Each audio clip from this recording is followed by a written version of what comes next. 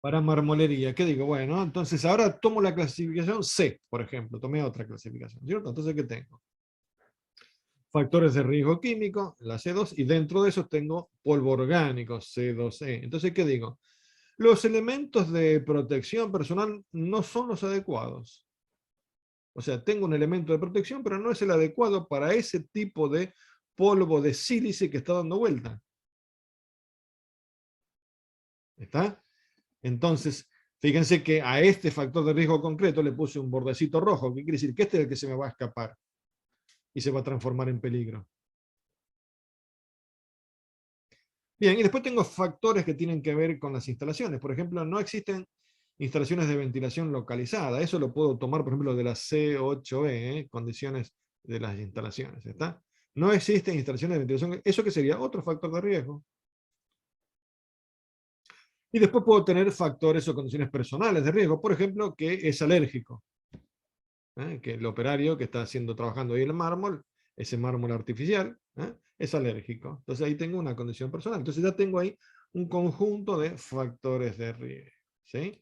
Bueno, sigo y ahora me voy al laboratorio, el desarrollo de vacunas, y ¿qué digo ahí? Bueno, ahí tomé la clasificación B, para ir jugando con las distintas clasificaciones, ¿cierto? Entonces, ¿qué digo? Bueno, que ahí tengo contaminantes químicos y biológicos, dentro de eso tengo los contaminantes biológicos B3B, y ahí que tengo rigurosidad de procedimientos. Tengo, por ejemplo, no sé, la farmacéutica que está trabajando ahí o la bioquímica que está trabajando ahí tiene un exceso de confianza, entonces por ahí no sigue con rigurosidad los procedimientos. Entonces eso puede ser algo que eso puede ser un factor de riesgo que se transforma en un peligro. ¿Mm? Y después, por ejemplo, me voy a a otro de los grupos, al B4, por ejemplo, que me habla de carga del trabajo. Entonces, carga física, que tengo muchas horas seguidas de trabajo, en la misma postura, porque está haciendo siempre lo mismo, porque es un trabajo muy especializado. Ese es otro factor de riesgo. ¿Sí? Bueno, y después lo mismo que decíamos hoy, factores organizativos, por ejemplo, no tengo rotación. Bueno, hasta ahora puse tres de los ejemplos, no, estos los puse y fui determinando algunos factores de riesgo, como para decir, esto es lo que tengo que fijarme para cuando analizo un puesto de trabajo. Bueno, ahora me voy a ir al otro y voy a determinar más factores de riesgo. Me voy a ir al de la obra vial. ¿Está? ¿Sí? Voy a utilizar otra vez ahora la clasificación A, por utilizar alguna, ¿no es cierto? Ahí arriba en el cuadrito tengo cuál era el riesgo. ¿Cuál era el riesgo? El riesgo era el riesgo de golpe de calor o riesgo por exposición a temperatura extrema. En realidad habíamos corregido, habíamos dicho, voy a corregirlo acá, riesgo,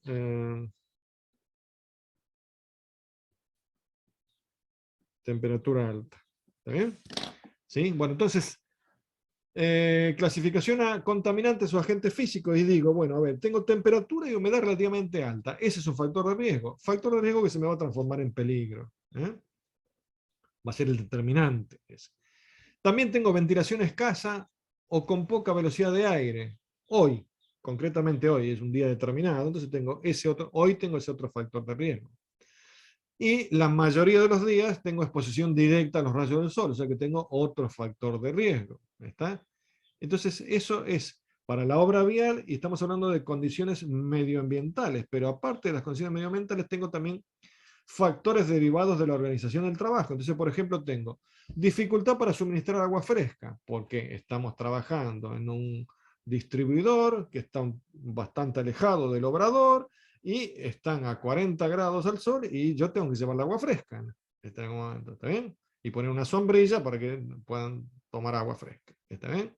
Y incluso por ahí voy a tener que agregarle sales de hidratación, porque si están transpirando mucho, para que no pierdan tantas sales y no se produzcan calambres, etcétera, etcétera. Entonces, tengo ese factor de riesgo, dificultad para suministrar agua fresca.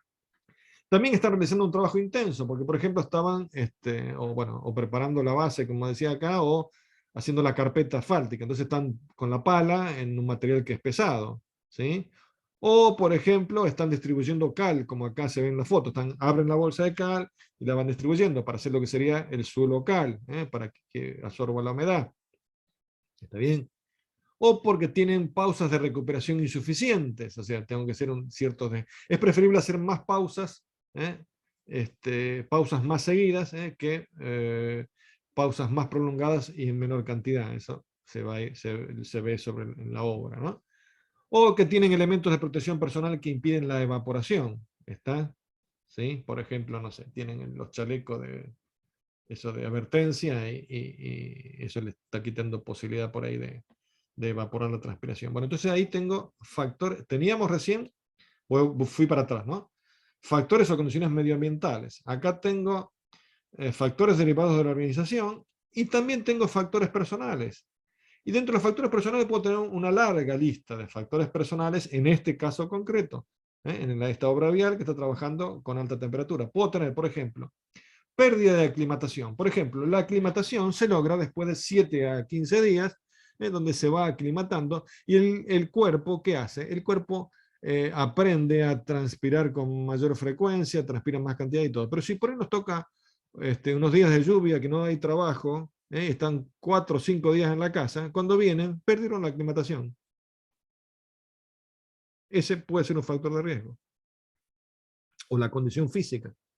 ¿Sí? O la condición física. O la existencia de antecedentes médicos. O el consumo de sustancias tóxicas. Son todos factores personales. Y sigo con factores personales. Ingesta de medicamentos, sobrepeso, edad avanzada. Son todos factores que pueden condicionarme. ¿Se acuerdan lo que decíamos? Que lo que pueden hacer es incrementar la probabilidad del daño. ¿Se acuerdan que decíamos esto hace un rato? Son factores que pueden incrementar esa probabilidad de daño. ¿Está? Bueno, entonces acá lo que hice con este puesto de trabajo, el cuarto que analicé, fue considerar este tipo de obra porque esta me daba mayor variedad de factores de riesgo. Lo que yo puedo hacer ahora es dibujarlo esto acá. ¿Está? Fíjese que arriba de mi cabeza, acá arriba, lo que teníamos es el dibujito original que hemos visto hoy, ¿no? Que esto era en el caso de higiene laboral, que teníamos factores de riesgo, y de esos factores de riesgo, uno se transformaba en peligro, ¿sí?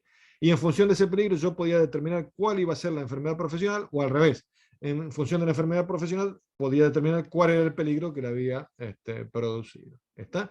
Bueno, eso mismo que tengo ahí arriba, eso mismo lo tengo acá, no, acá al costadito, y lo que hago es agrupar esos factores de riesgo. Los agrupé. ¿Y cómo los agrupé? Y agente físico, ¿cuánto tenía? 3. Si voy para atrás, van a ver que eran 3. Factores de la tarea, ¿cuánto tenía? 3 también. Y factores de personales, ¿cuánto tenía? 6 o 7. 7. ¿Está? Entonces los puse ahí y los agrupé. El grupo en realidad no me sirve para nada. Lo que yo tengo son factores de riesgo. ¿Está bien? El grupo me sirve para organizarme, para no perderme. ¿Está? De esos factores de riesgo, uno se va a transformar en peligro y va a ser el que me va a generar o me va a provocar una enfermedad profesional. ¿Está? ¿Se entiende más o menos esto? ¿Se entienden los dibujitos que quise hacer? Como para tratar de ver de lo que estamos hablando. Después, cuando empecemos a trabajar, esto se va a facilitar, no es que esto es para tratar de entenderlo. Después ya vamos, ya sobre la marcha, las cosas son más directas.